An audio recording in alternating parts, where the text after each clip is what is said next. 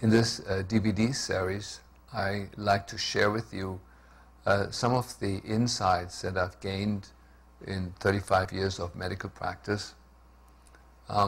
In 2007, I was voted Physician of the Year by the Global Foundation of Integrative Medicine as one of the leading physicians in integrative medicine worldwide. I don't think it has anything to do with that I know anything more than other people, but I have a way of diagnosing and treating patients that has evolved in my practice that I think is very good and very helpful and can be taught to others.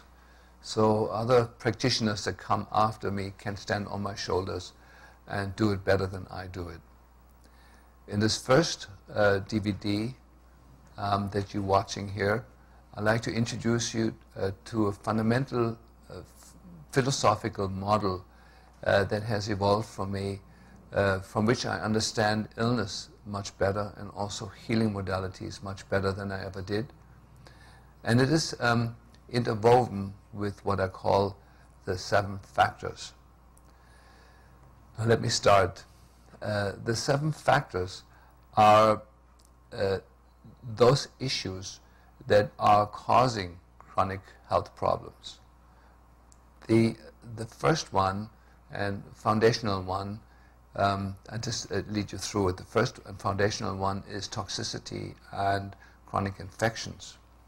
The other one are biochemical abnormalities, usually referred to as genetic issues.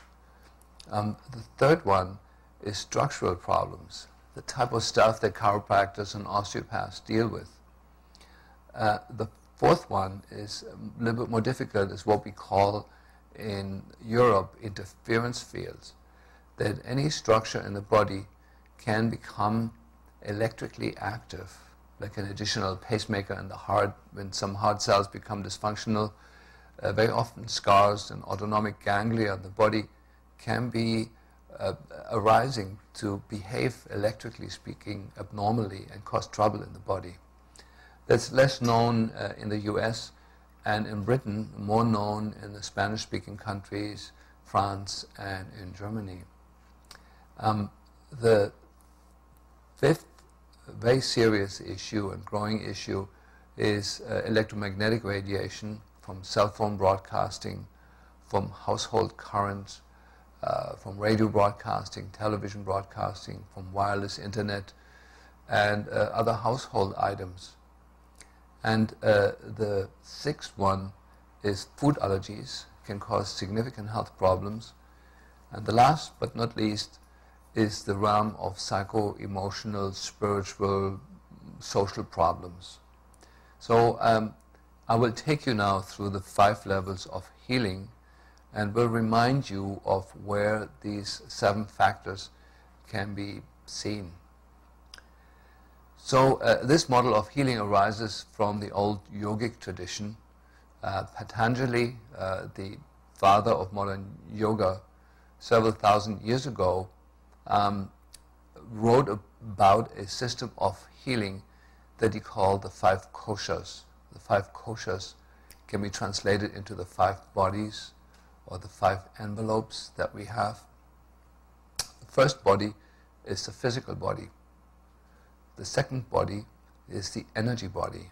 I get into that in a moment. The third level is the mental body. The fourth level is the intuitive body, or the dream body as the shamans call it. And the fifth level is the spirit.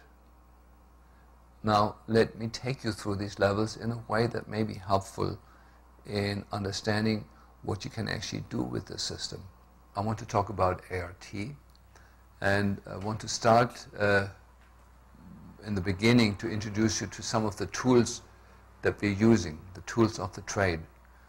ART stands for Autonomic Response Testing, and we simply are looking for ways of showing if the person goes into a stressed state or into a healing state. In more physiological terms, we want to see if we, for example, if somebody eats wheat if it activates the sympathetic nervous system and creates a stress reaction, or does it create a nice, relaxed, parasympathetic dominant healing state? When the person was hungry, you felt the stomach, the person is happy, everything is relaxed. Many tools available in medicine and in psychology to determine if somebody is in a healing state or in a stressed state. Usually these tools are referred to as biofeedback tools, and I've experimented with all of them, many of them. They're also used in the form of lie detectors, which are also useful and can be used for this work. However, we found that by using feedback from the muscles of a patient, that we get more accurate readings that are not distorted by inserting an instrument between us and the patient.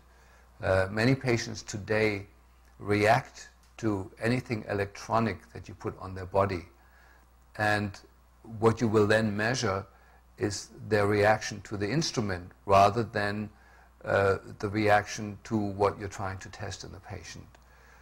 Of course, these principles have been examined in the field of kinesiology, in the field of Chinese pulse testing. There's many tools that use various indicators in the body to determine the state of the autonomic nervous system. What we found out as a very simple principle is this. For example, if the patient is deficient in vitamin C, and I introduce vitamin C into the patient, it will create a healing state rather than a stress state. If a patient is toxic with mercury, and I will introduce tiny amounts of more mercury in the system, the patient will respond with a stress state. That is pretty self-evident. What takes a little stretch of the imagination is that how does the patient know that I'm introducing mercury when I just put it in his hands or close to him? And for that, I answered that with one of my deepest learning experiences I had with this. This was a patient who was allergic to local anesthetics, just to keep it short, and went into deep anaphylactic reactions every time a dentist used a local anesthetic.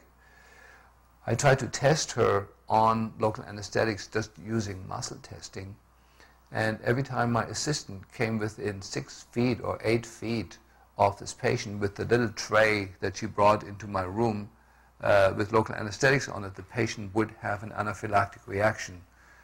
And we ended up double and triple blinding this experiment, where neither I knew where the nurse was with the local anesthetics nor the patient, and we could within half an inch determine how far away from the patient the local anesthetic had to be, and the patient would react.